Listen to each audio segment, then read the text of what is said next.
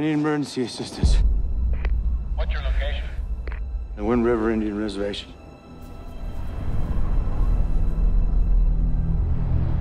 I'm Jane Banner, FBI. Welcome to Wyoming. You by yourself? It's just me. That's Corey Lambert. He's the one who found the body. This is a homicide. I knew that girl. She's a fighter.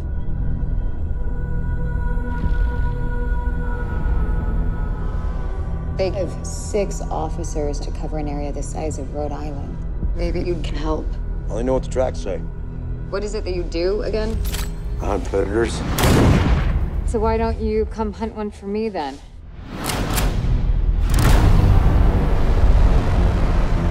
Why would a teenage girl be out here? What's she running from?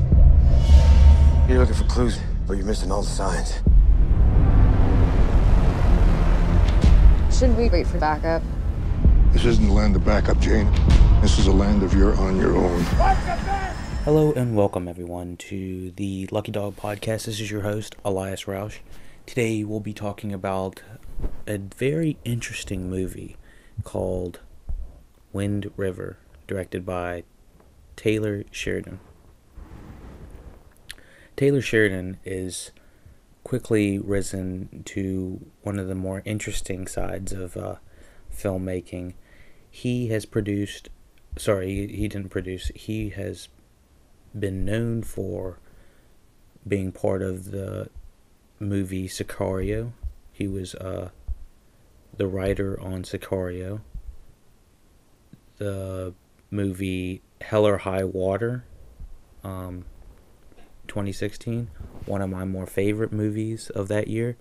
Incredibly written, fantastic acting, amazing movie, directed by David Mackenzie.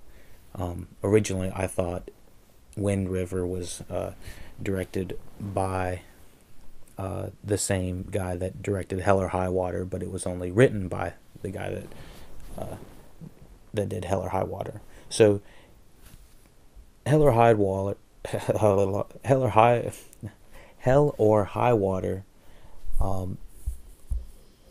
was so good that I was like, I'm ready to see anything these guys produce or direct next.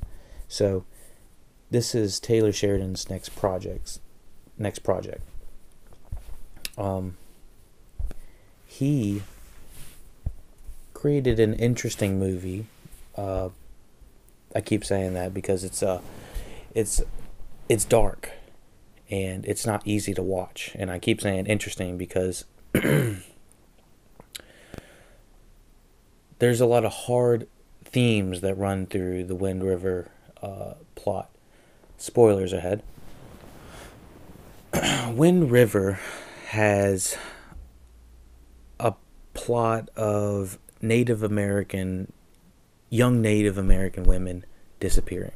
And apparently there's no statistics on it. So I'm not 100% sure what the legalities are, but the legalities of murder and rape and all these demographics of terrible things that happen in crime that happen among Indian reservations are not reported the same way, evidently, as the same way as American or U.S. standard soil legalities would go. So, Wind River covers the sketchy line that happens between there and shows the side of the I don't know if Indian's correct anymore. I'm going to try to say Native American as much as I can because I don't know if the political correct term is Indian anymore. I know some people are like, oh, who cares, and then other people are like, of course it is, and then you never can win these days. You never can win. So I'm going to try to say Native American reservations. So anyways, this movie essentially covers the broad terms of it is that there aren't legal rights and terms and stipulations when you're on these reservations.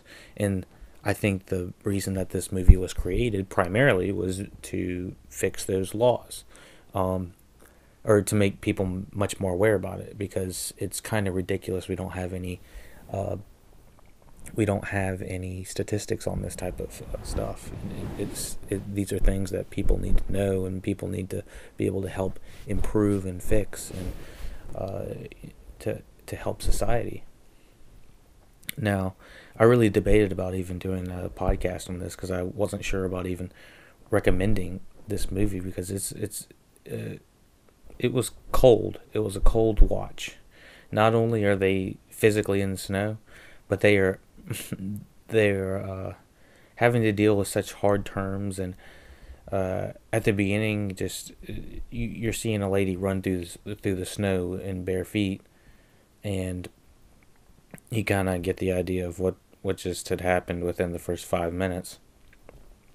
But you essentially get the bunt of what's happening all in the first 10 minutes, because it's like, these are the themes we're going to deal with. There are amazing shots. Even when there's horrible things going on, there's most beautiful landscape shots that you've ever seen in a movie before. I mean, if anything, just capture a couple of these screenshots of the mountains in the background just for your desktop. I mean, it was amazing. Now, of course, you got to get the ones without the screaming lady and everything, because there is a lot of horrible shit going on throughout the movie. And so Jeremy Renner is essentially had something traumatic go on through his life, and Elizabeth, I think her name's Elizabeth Olsen. Is that the Olsen? Yeah, Elizabeth Olsen and Jeremy Renner play the two main characters, Corey Lambert and Jane Banner. And so essentially, Jane is representing all the women. She's the one that has the most jurisdiction. She's the one that you need to start respecting around here, because she's got the badge. Now, she's more of the she becomes more of the main focus once the plot starts to unravel, and you find out about a murder, and you have to bring in FBI, you have to bring in all these different jurisdictions, you have to bring in the tracker, which is Jeremy Renner, and so you have all these in the Indian the Native American. You see, I told you I was going to do it. The Native American reservation officials, and all of these different officials, the Native American reservation, the police, the state, the federal, the FBI, all these different groups don't trust each other, and so it really creates a lot of hairiness, just a lot of friction between all of these different groups, and so it does make for interesting drama throughout what's going on. Now, going along with Hell or High Water, they had some comedic moments that really kind of left you in a good mood from scene to scene. There is hardly any comedy in this at all. I'd say there's none. There's nothing to laugh about at all. Most of it's pretty terrible stuff going on, and you just have to be prepared for that. So, let's go along with the breakdown, how I normally break down a movie. So, finishing up Wind River, I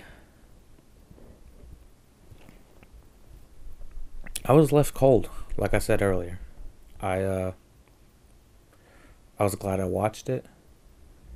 I had never seen anything like it before, It's certainly difficult subject matter to watch. It was like I said, the escapes were beautiful.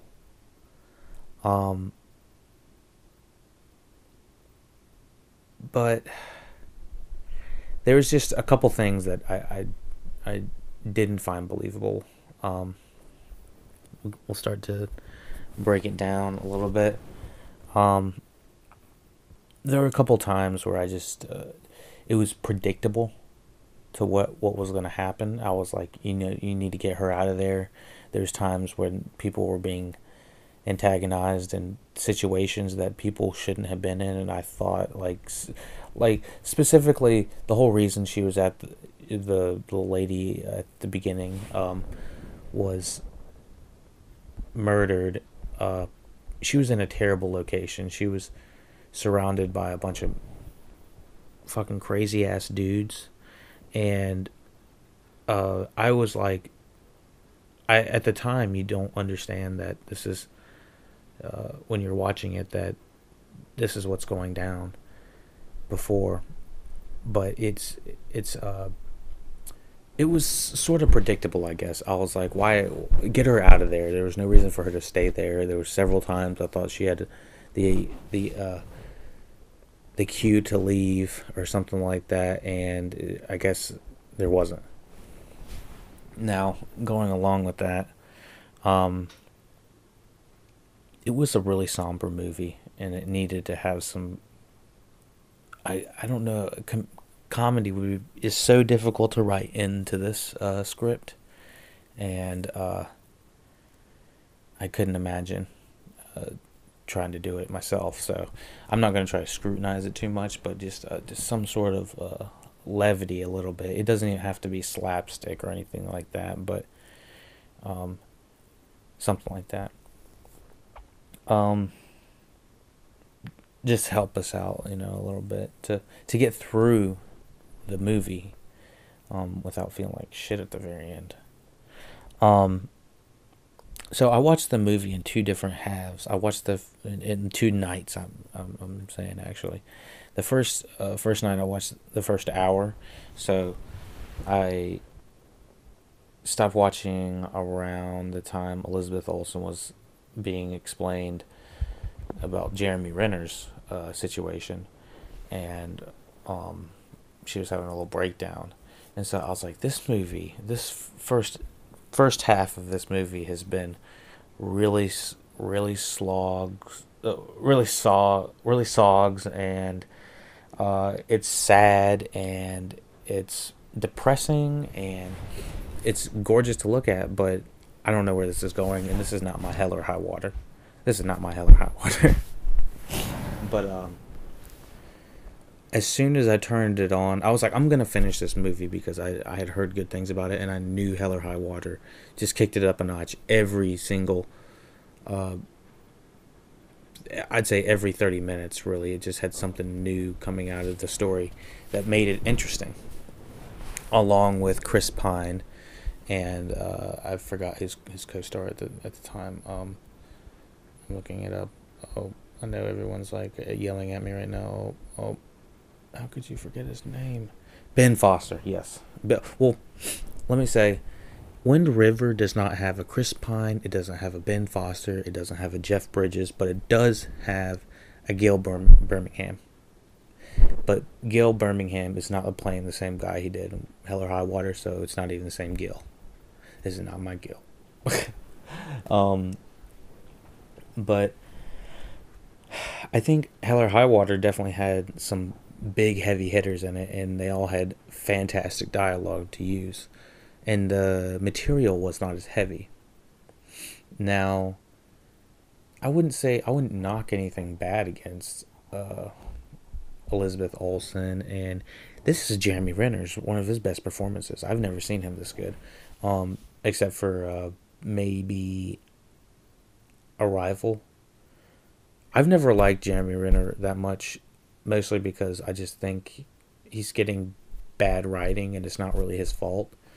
But more recently, he's been picking really good roles, kind of smaller roles, and by golly, I think I'm retroactively changing my opinion on Jeremy Renner. I might actually start to like Jeremy Renner. It's some weird stuff. It's like weird when you dislike an actor or an actress for absolutely no reason, but you're not a big fan of their work, and then you find something you do like of them, and then you retroactively can go back and look at all their other work and kind of appreciate it a little bit more. It's very interesting. But let's hop back into it. But anyways, I think what Wind River definitely suffers from is not having memorable people in certain situations. Now, I'd say the main bad guy that is taken out at the end, yeah, I'd say he's pretty memorable. He was pretty despicable. He was terrible, and he said, he felt despicable, and memorable as a villain. I'd say Shane was underused. We call him Shane from The Walking Dead. John Bernthal. He's another guy that I've retroactively changed opinion on. First of all, it's certainly unbelievable that he couldn't take 6 dudes trying to beat his girl. Has anyone seen The Punisher, by the way? Yeah. He literally took 6 dudes was like nothing for him. Have you seen The Punisher, Daredevil, or any of that? John Bernthal, I would never mess with that guy. That dude must actually be crazy, because he plays crazy people, and he always ends up getting in a massive brawl no matter what he's playing. It is crazy. There's always people crawling all over him. You got to take down Shane or John Bernthal. But yeah, he was doing really good. It was funny because he was actually his lines are like, I'm just got back from Iraq and all this stuff. Used to serve a couple years, whatever, lost the family, that type of thing, or something like that. And I wanted to move to New York or something like that. And I swear he was giving her the plot of The Punisher while they were laying in bed before all the terrible stuff went down. But it was funny. I was like, oh my goodness. And yeah, and I was actually watching Wind River with Kelly at the time, and she had just jumped in on the movie at that point, and I was like, yeah, this was pretty good. And oh my gosh, that was crazy. She jumped in at the wrong time. But I thought one thing, since I did watch it, I watched the movie in 2 separate views. I had to go back and watch a few extra scenes again to remind myself. I thought Jeremy Renner's wife was the lady that had been frozen at the beginning. That was with John Bernthal, whose name was Natalie, I believe. So I was confused because obviously the editing made it kind of sly, so that, when Elizabeth Olsen was walking into the door of the trailer, that it cut to earlier. I don't know, maybe a couple days earlier, something like that, to when the murder had actually gone down. Thought it was excellent editing. I was like thoroughly shocked. I was like, whoa. And except all the stuff that was happening, that was pretty terrible. That was another whoa. And I thought the editing was phenomenal. But I did get confused. I thought that Jeremy Renner's wife at first was the same lady that was frozen with John Bernthal's girlfriend. And so I was confused for a second. I was like, what? And I thought it was kind of a, I don't know. I'm not going to say they looked terrible. They looked very similar. They could have been sisters, honestly. But I don't know, just do something maybe just to distinguish them just a tad bit. I don't know, just a little bit. But other than that, one of the best performances from Jeremy Renner you'll ever see. Or you've probably already seen it by now. But I thought it was a kind of an important watch. One for the look of it, the cinematic look, the cinematography.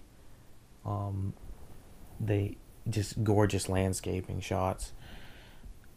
Acting's pretty good. The main two actors, they're pretty good. Kind of wanted a little bit more Elizabeth Olsen at the end, just a tad bit more. Let me see. The main Indian chief, I thought he was pretty good. I thought he gave some hilarious reaction shots. Those were pretty good. I don't have his name right now. Oh, Graham Greene. Also, the guy that played Jeremy Renner's son, T.O. Brines, he played Casey. I thought that was a phenomenal father-son duo. They clicked. They felt like real father and real son, and they actually did stuff. And I got a little jealous, a little choked up. I was like, oh, wow. I kind of hope, one day if I ever have to live in Wyoming and wherever out in the snow, we're out doing exactly what they're doing. And hopefully that's not terrible. And people dying and stuff like that. But it was pretty cool. They were like old school cowboys. But other than that, I don't want to go too much detail. I didn't want to have Kelly rewatch the whole thing because I know she was going to make me rewatch it. And I was like, this is a movie I could probably watch once and be okay with. But it still felt like an important watch. So, Taylor Sheridan, let's see if he has any filmography coming down the pipe. Yellowstone and Olympus. And Yellowstone seems to be a drama western featuring... Is that Kevin Costner? I don't know. It looks pretty good. Looks interesting. 10-part series. Don't see Kevin Costner, but it looks like his face might be on there. Well, anyway, looks like a 10-part series on... Let's see, what's it on? Does anyone know what it's on? Maybe on Amazon? Well, anyways, Yellowstone 10-part series by the Wind River director Taylor Sheridan. I look forward to some more of the stuff that he for sure writes, because I loved Sicario. That was written by him, and Hell or High Water, and Wind River was written phenomenally, and I think he's a talented up and coming director, and hell, let's see what he's got.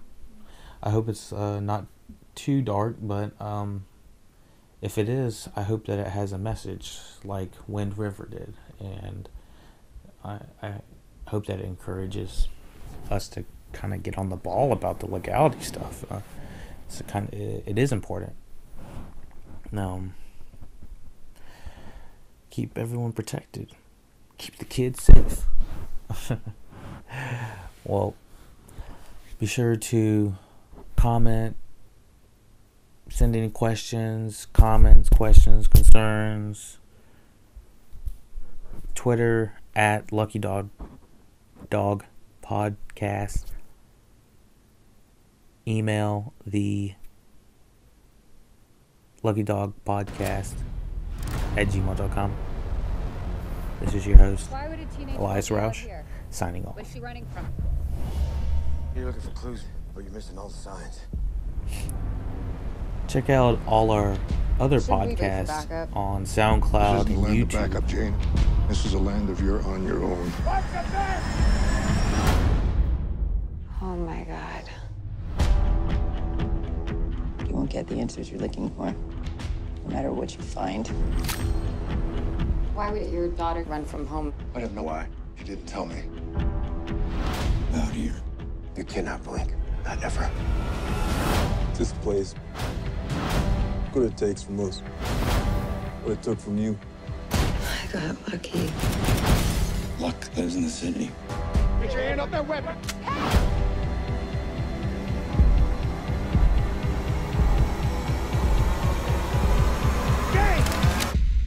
Luck don't live out here.